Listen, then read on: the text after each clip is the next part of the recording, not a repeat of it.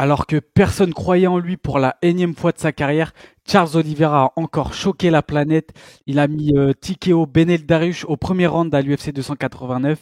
Et franchement, là, il a encore inscrit encore un peu plus son nom dans la légende de l'UFC. Et voilà, c'est trop les gars.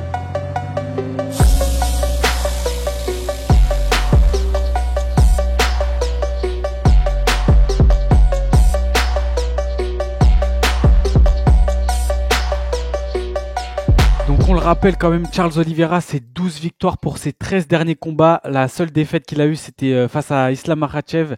Et là, il a battu les membres du top 5 actuel chez les lightweight. Donc je rappelle quand même, ses 6 dernières victoires, c'est Kevin Lee par soumission, Tony Ferguson par décision unanime, Michael Chandler par TKO au second round, Dustin Poirier soumission troisième round, Justin Gaethje soumission premier round et Benel Dariush TKO premier round. Donc là, c'est quand même, c'est juste lunaire. Et il a encore prouvé que c'était un combattant d'action, quoi. Je pense actuellement, le combattant le plus intense à l'UFC. Dans toute sa carrière, il a eu que 4 combats qui sont allés jusqu'à la décision. Je parle de sa carrière à l'UFC et en dehors de l'UFC, quoi. Donc c'est juste dingue. Record de soumission à l'UFC 16, record de finish 20 finish à l'UFC les gars et record de bonus aussi 19. Donc c'est dire que c'est Charles Oliveira, c'est le divertissement en personne, et c'est pour ça aussi que là, c'est devenu une vraie star. Aujourd'hui, il a 6,5 millions d'abonnés sur Insta. Je crois qu'il y a eu une stat qui est tombée. Il est dans le top 5 des combattants UFC les plus suivis sur Instagram, quoi. Non, mais Donc voilà. Oliveira, c'est une star. Comme tu le dis, c'est ce qui est impressionnant. C'est là, je m'arrête juste sur le bonus. Il a eu 19 bonus, c'est ça, hein? 19, ouais. Mais c'est énorme. T'imagines, c'est 950 000 dollars rien qu'en bonus. Ouais, c'est n'importe quoi. Je trouve ça dingue. Et dans le sens où j'aimerais quand même revenir sur ce qu'on a dit à un ancien podcast. Je l'avais complètement enterré. Tu te rappelles, j'avais enterré, j'avais dit, fallait pas qu'il revienne. Il va perdre contre Dariush. Et je suis désolé, Charles Oliveira. Je suis vraiment désolé d'avoir pas cru en toi, Mais alors que toi, tu croyais un peu.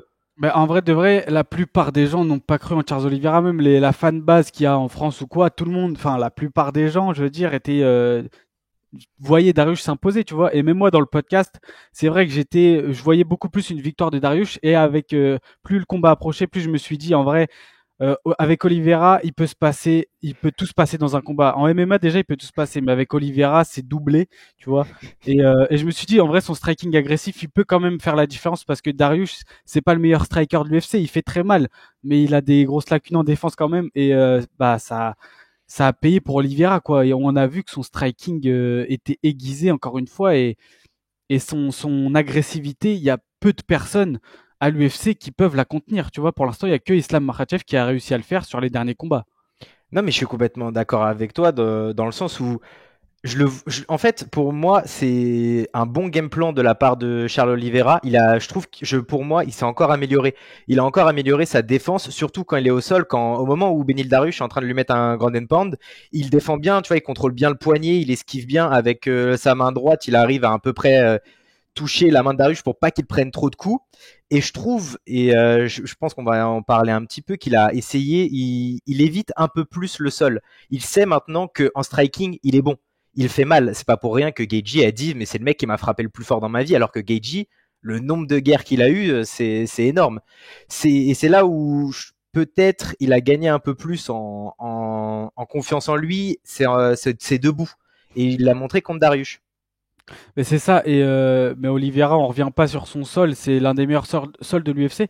Et d'ailleurs, tu sais, on a l'habitude de le voir sur le dos je crois, dans tous ses combats. De toute façon, il finit sur le dos à un moment donné, Charles Oliveira. Et au début du combat, ils échangent un peu en striking. Et Oliveira, on a l'impression qu'il accepte quand même le sol, même s'il y a une phase un peu chelou et que Dariush se retrouve au-dessus d'Oliveira au sol.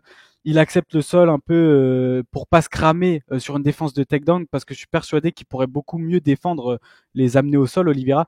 Et au sol, moi personnellement, il m'a impressionné. J'ai jamais été inquiété pour lui quand il était au sol, parce que j'étais même plus inquiet pour Dariush, parce qu'en vrai, Oliveira est tout le temps agressif au sol. Il recherche tout le temps des positions. Ses coudes, ils font mal. J'ai l'impression qu'ils font mal et tu vois, ça a perturbé Dariush. Il était offensif sur les soumissions avec la clé de talent qu'il essaye de faire. Bon, Dariush aussi, énorme sol. Mais est-ce que pour toi, Dariush a dominé Oliveira au sol? Pour moi, pas du tout, hein. Oliveira était même plus dangereux que Dariush à ce moment-là, tu vois. Et quand il se relève, c'est parce qu'à mon avis, Dariush, il pouvait pas rester en contrôle. Il avait pas la capacité de faire ce qu'Islam Makhachev peut faire. Mais ça, on y reviendra un peu plus tard dans le podcast. Mais il était obligé de bouger parce qu'Oliveira recherche toujours des positions, comme je disais. Et quand il se relève, parce qu'Oliveira ne laisse pas le temps à Dariush de respirer et de se poser sur lui, il arrive à se relever, il pousse dans le bon timing avec ses jambes. Et là, c'est la déferlante, quoi. Dariush, il se relève, il est cuit de chez cuit, tu vois, au niveau de son cardio. On voit que ça l'a bien entamé. Et là, Oliveira, séquence de finish, tu sentais l'instinct du chasseur. Moi, perso, derrière ma télé, je l'ai ressenti. J'ai dit, là, il va le finir. Là, il va le finir. Quand il lui envoie le high kick déjà, ensuite la séquence, le bras arrière, etc. Là, au sol, il fait gauche-droite, il trouve sa position, grand and pound, il est dépassé, TKO, tu vois, rien à dire. Et derrière le call-out, le bain de foule, mec, c'était incroyable. Non, mais je reviens à ce que tu disais au début, parce que là, le monologue Oliveira, j'ai rien à redire. Je pense il est parfait dans ce que tu as dit. Il a réellement perturbé Dariush. On l'a vu dans la Fight Week. Pendant la Fight Week où il disait Dariush, je veux l'emmener au sol, je veux qu'il me montre qu'il est dangereux au grappling, je veux qu'il me montre qu'il est dangereux au sol et qu'il peut me soumettre. Personnellement, on l'avait dit tous les deux dans le podcast, on voyait pas les mecs se soumettre. On voyait pas Charles Oliveira soumettre Dariush comme Dariush soumettre Oliveira. Mais là où on l'a pas attendu debout, enfin on sait qu'il est fort debout, mais personne l'a attendu. Dariush l'a pas attendu et c'est peut-être, je pense que c'est une erreur de game plan de la part de Dariush de ne pas avoir essayé de lutter et de contrôler et d'aller gagner à la décision. Il a été perturbé, c'est vrai, parce que Oliveira était hyper agressif tout le long du round, bien qu'il perdait quand même le round. En tout cas, pour moi, il perdait le round pour l'instant avant de se faire finir. Hein, il perdait le round, Oliveira. Mais il a été perturbé parce qu'au final, mais Oliveira, il est devenu dangereux partout. Mais même quand tu regardes, avant de prendre le TKO Dariush, il est pas mauvais, il fait pas un mauvais geste. Tu vois qu'il se met sur son dos et enfin, Oliveira est sur lui, il se tourne pour pas subir et pas se faire prendre le dos par Oliveira. Mais Oliveira a bien contré avec sa jambe bien appuyée et il l'a terminé par TKO. Dariush n'a pas fait un mauvais combat, c'est juste que Oliveira était complètement au-dessus de lui et j'ai hâte de voir la suite qu'on lui propose en fait à Oliveira. Ben, je pense que le niveau de différence et d'agressivité entre les deux debout, ça a fait la différence. Parce qu'au sol, je pense que malgré tout, ça se neutralisait. Mais je pense honnêtement que Dariush n'était pas capable de contrôler Oliveira. Tu vois, même sur 3 rounds, il aurait pas pu le faire. Parce que, comme je le dis, et on va revenir sur ça après, mais même face à Makhachev, Oliveira bouge tout le temps. Au sol, il se passe toujours quelque chose et ça reste toujours dangereux. Donc c'est dur de le contrôler, tu vois. Et je pense que Dariush, il a pas un style de lutte-contrôle comme les Dagestanais peuvent l'avoir comme Khabib ou Makhachev, tu vois. Et donc il a pas pu le faire et derrière il se fait punir comme jamais en striking. Et là, Oliveira a prouvé qu'il fallait pas l'enterrer et à chaque fois, je veux dire, il est toujours underdog. Hein, Oliveira dans ses derniers combats, je crois que il a pas été underdog contre Chandler et c'est tout. Hein. Je crois que tout le reste, il était enfin bref, donc personne ne croit jamais en lui. Et au final, il revient toujours et il fait des victoires comme ça incroyables. Et là, je pense que tout le monde veut voir la revanche, alors que avant le combat contre Dariush, tout le monde pensait que Oliveira était finito, tu vois. Là, il fait une perf comme ça, à mon avis, la plupart des gens veulent revoir cette revanche, mais il y a quand même d'autres candidats pour affronter Makhachev. Non, mais bien sûr, tout le monde a envie de voir la revanche, mais surtout quand on avait parlé du call-out à la fin, où tu sais, Marachev, il avait fait un petit tweet, ouais, c'est bien, t'as gagné, mais bon, il y a différents niveaux, je reste le champion. Et il répond, tranquille, c'est qui le champion? Et t'as toute la foule, ouais, le champion a un nom, c'est Charles Oliveira, Mm. il a réussi à créer un engouement énorme contre lui, et c'est pendant son règne, parce que c'est pas le règne le plus long, mais c'est l'un des règnes les plus excitants. Taper tout le top 4 en à peine un an et demi. Bon, là, en 2 ans, il a tapé tout le top 5 sauf le champion. Donc, c'est énorme. Mais surtout, là où on l'attend, c'est quelle suite? Est-ce que il prend Marachev?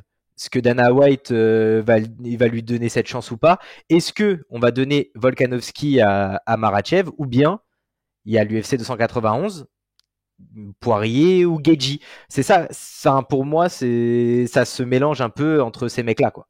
Bah, c'est ça, et Après, à titre personnel, et je pense que c'est l'avis quand même général, je pense que personne n'a réellement envie de revoir un Dustin Poirier ou un Justin Gaethje dans un combat pour le titre face à un mec comme Islam Makhachev, rien qu'au niveau du style. Parce que les deux, que ce soit Poirier ou Gaethje, ils ont tous les deux eu les mêmes chances pour le titre, ils en ont eu deux. Face à Khabib, ils ont perdu par soumission, et face à Oliveira, pareil, perdu par soumission, tu vois. Et on sait que c'est leur kryptonite, ce style. Et genre, moi, perso, j'ai pas envie de revoir ce combat-là comme ça, tu vois. Et en plus, c'est des mecs, bon, en vrai, si, ils ont quand même du crédit parce qu'on sait Dustin Poirier, le roi sans couronne. Et là, Justin Gaethje a quand même battu Raphaël Fiziev. Donc, il a tapé un mec qui est pas dans le top 5 et qui est très, très, très dangereux, tu vois. Donc, il a pris des risques. Mais je sais pas. Personnellement, j'ai envie de voir cette revanche. Et Alexander Volkanovski, c'est une autre option. Après, j'ai l'impression que Dana White a plus l'air chaud pour voir la revanche entre Oliveira et Makhachev, hein. Il l'a dit. Et aussi, il faut parler de ça, parce que Dana White et l'UFC, ce qu'ils recherchent, c'est les ventes. Et Oliveira, même si Poirier et Gaethje sont des Américains, et on sait qu'ils sont quand même favorisés et qu'ils vendent plus, parce que tout simplement, ils parlent anglais, ils parlent la langue, contrairement aux Sud-Américains ou aux Européens. Donc voilà, mais Charles Oliveira, c'est devenu une vraie star. En fait, tout le monde kiffe ce mec, que ce soit son style, sa teinture blonde, son histoire, tu vois, son parcours en dents de scie, etc. Tout le monde kiffe ça. Et là, c'est devenu une vraie star, comme je le disais. C'est l'un des mecs les plus suivis sur Insta. Donc, c'est une stat qui peut paraître bidon, mais ça en dit quand même long, tu vois. Il est derrière les John Jones, les Adesanya, tu vois. Donc là, sur son run, qui était, comme tu l'as dit, l'un des plus excitants, etc., ça l'a propulsé au rang de superstar. On l'a vu même à Vancouver, tu vois. On aurait dit qu'il était au Brésil, le mec. Dans le public, ça, c'était pro Oliveira, tu vois. Donc, Dana White, je pense il est conscient de ça. Aujourd'hui, Oliveira, c'est un gros vendeur. Et je pense qu'il aura l'avantage sur ça et qu'il obtiendra sa revanche, quoi. Mais je suis d'accord avec toi dans le sens où je pense que tout le monde veut, enfin pas tout le monde peut-être pas, mais la plupart veulent voir la revanche à partir du moment où là on sait que Charles Oliveira, il n'est pas sur une pente descendante. Il est revenu, je le veux. Après, est-ce qu'ils vont refaire la revanche au même endroit à Abu Dhabi, à l'UFC 294? Ça pose la question. Mais là où peut-être il y a un petit peu de chance pour Charles Oliveira, c'est que l'UFC 291, c'est fin juillet, et Dustin Poirier et Gaethje sont habitués à faire de vraies guerres, hein. Ils vont ressortir, ils vont avoir de sacrés bobos. Donc ça m'étonnerait pas que à cause de ce combat-là, allez, Oliveira, ce sera pour toi. Mais pour faire voilà une petite analyse du combat, je pense pas que l'issue sera la même pour moi, hein. Ça sera Makhachev and Steel et terminé. Bah, c'est vrai que c'est un peu compliqué, je pense, parce qu'en plus, là, s'il revient, ce serait un remake total. C'est-à-dire que ça aurait lieu, je crois que l'UFC 294, c'est en octobre, à Ouais. Abu Dhabi. Donc là où le premier combat a eu lieu, et on sait que Abu Dhabi, c'est la terre de Islam Makhachev. Je veux dire, là-bas, il est chez lui, tu vois. Donc, ce serait encore une fois au même endroit. Et j'ai l'impression qu'Oliveira, c'est quand même un mec qui se nourrit de la foule. Et tu vois, il a besoin un peu d'être supporté.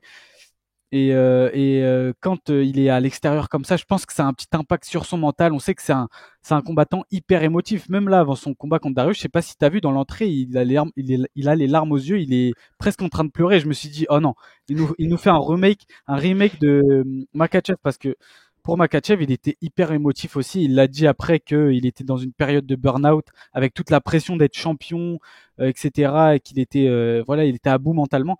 Et tu le vois dans son entrée, il s'embrouille avec un mec dans le public. Tu vois, il est hyper tendu. Et ouais, c'est vrai que ça fait un peu peur, juste au niveau des circonstances. Et stylistiquement, ça fait encore plus peur. Je sais pas toi ce que t'en penses. Pourquoi déjà toi tu penses que qu'Oliveira pourra pas prendre sa revanche? Ah, tout simplement, après, on aura beau dire, il le dit lui-même, ouais, j'étais à 10% contre Makhachev, mais ok, il a peut-être eu une dure soirée, mais je le voyais pas non plus faire quelque chose. Makhachev, c'est pas Dariush au niveau striking, il s'est beaucoup amélioré, et il n'y a pas eu trop de matchs dans le match aller. Après, on se dit souvent que quand il y a une revanche, souvent ça peut changer. On a vu avec Adesanya et Pereira, mais c'était pas un lucky punch. Enfin voilà, c'était pas un lucky punch. Makhachev, c'est je t'ai connecté, et quand il est connecté, Charles Oliveira, ça devient difficile pour lui. Il a beau rester agressif, bah, il est connecté. Il s'est fait soumettre très rapidement par Islam Makhachev, et comme tu l'as dit très très brillamment un peu avant dans le podcast, il a une lutte de contrôle. S'il n'arrive pas à trouver la solution, Makhachev, bah, il va le faire comme il a fait dans le premier round. Il va le contrôler contre la cage, il va le contrôler au sol, il va engranger des points pour gagner à la décision sans aucun problème. Et surtout, il a beaucoup plus de cordes à son arc que Makhachev. On l'a vu déjà pour le premier combat. Si Oliveira le tient le contrôle contre la cage, technique de judo, boum, on échange, t'es au sol et c'est moi qui te contrôle, c'est moi qui prends le dessus. Est-ce que toi, tu serais plutôt d'accord avec ce truc-là ou tu verrais plus Oliveira avoir un peu plus Bah, de chance? clairement, pour moi, Makhachev est le grand favori. D'ailleurs, les cotes sont tombées et Islam est large favori, tu vois, et c'est pas étonnant. Et même pour moi, c'est forcément le favori, vu ce qui s'est passé au premier combat. Après, pour moi, la différence dans le premier combat, elle s'est fait sur le striking. Et c'est là la question se pose là, c'est parce que moi j'ai eu l'impression que Oliveira était passé à côté de son combat sur le moment, mais je me dis en vrai à ce niveau-là, les mecs ils sont quand même préparés à chaque fois. Je veux dire, c'est pas ça qui va changer forcément toute l'issue d'un combat. Et là, on a eu beaucoup d'indices, tu vois. Mais est-ce que ce striking vraiment plus brouillon que d'habitude, parce qu'Oliveira il prend toujours des risques, mais là ses coups étaient pas très précis, il était agressif, mais tu vois un peu sur la réserve, etc. Et je me dis, est-ce que comme il l'a dit là, c'était vraiment, il était à 10%, ou est-ce que c'est tout simplement le style de striking de Islam Makhachev qui a fait qu'Oliveira n'a pas su imposer son jeu, tu vois, il n'a pas su être agressif comme d'habitude, il n'a pas su être précis et il s'est précipité, genre au deuxième round, il envoie un genou sauté, tu sens qu'il est un peu à court d'idées et que Oliveira, c'est un mec, comme je dis, il est toujours dans l'action, il se passe quelque chose.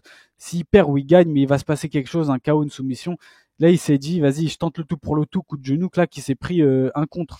Parce que Makhachev, il est très propre, il est gaucher, il a des gros kicks. C'est un bon contreur malgré tout, tu vois. Mais c'est là que je me demande, est-ce que Oliveira pourra dans ce deuxième combat faire la différence? Parce qu'au sol, en vrai, j'ai revisionné le combat et il se débrouille vraiment bien, Oliveira quand même. Il fait ce que personne n'a fait et je pense ne peut faire dans la catégorie face à Islam Makhachev, dans le sens où Makhachev n'arrive pas à totalement le contrôler. C'est-à-dire qu'il initie quand même beaucoup de soumissions.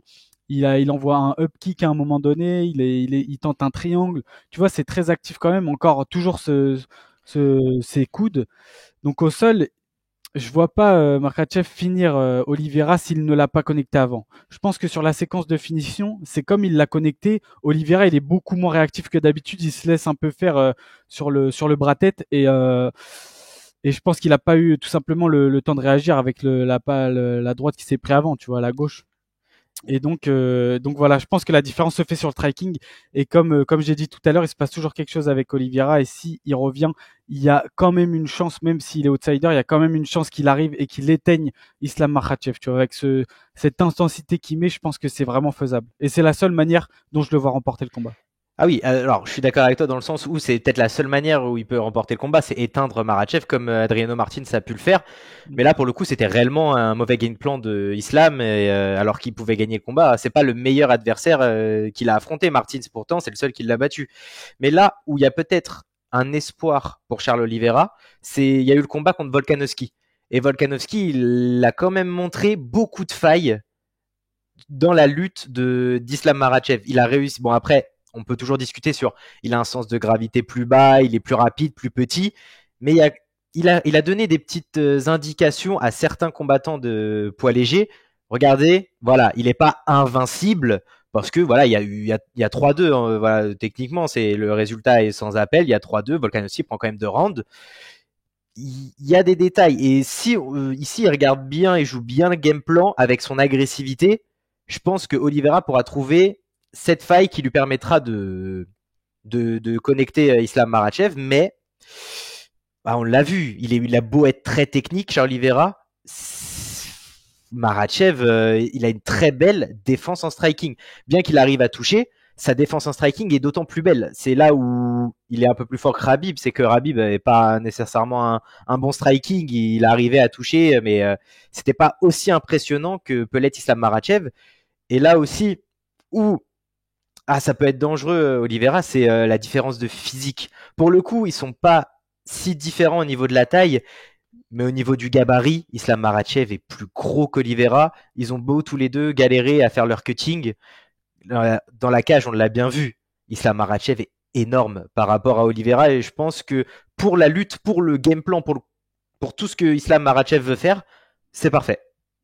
C'est ça, et c'est pour ça que je pense qu'Oliveira, s'il y a une revanche, son game plan, il faut absolument que ce soit rester debout en striking et refuser le sol. Parce que comme je l'ai dit, même si je pense pas qu'Islam Makhachev pourra finir très facilement Oliveira au sol, s'il est lucide, c'est compliqué et ça se neutralise un peu quand même. Mais il peut gagner ses rounds comme ça et gagner la décision.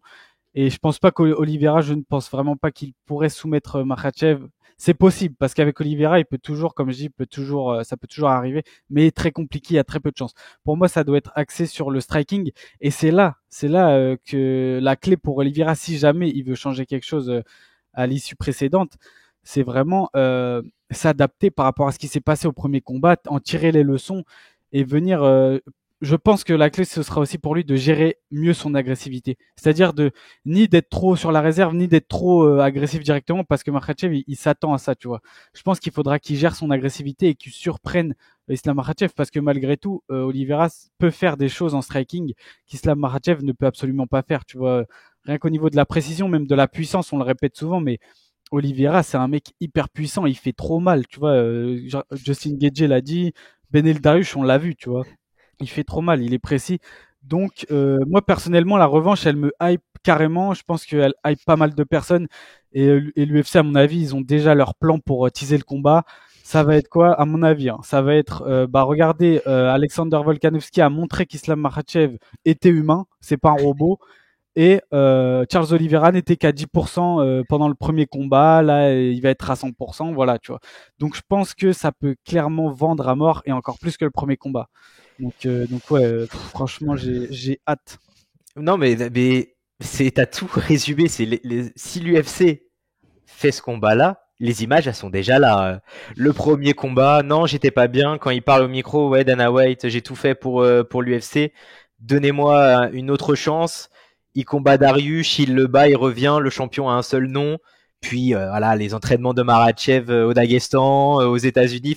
Les images sont déjà toutes là. Donc tout est fait, tout est réuni pour avoir le meilleur countdown possible, avoir la meilleure bande-annonce possible à Abu Dhabi. S'ils le veulent, ils le font à Abu Dhabi, pas de souci.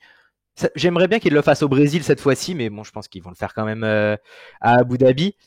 Et pourquoi pas une très belle carte encore à Abu Dhabi, pourquoi pas Chimaev, bon. Mais en tout cas, si je dois donner un prono, c'est Makhachev qui gagne, quoi qu'il arrive, la revanche.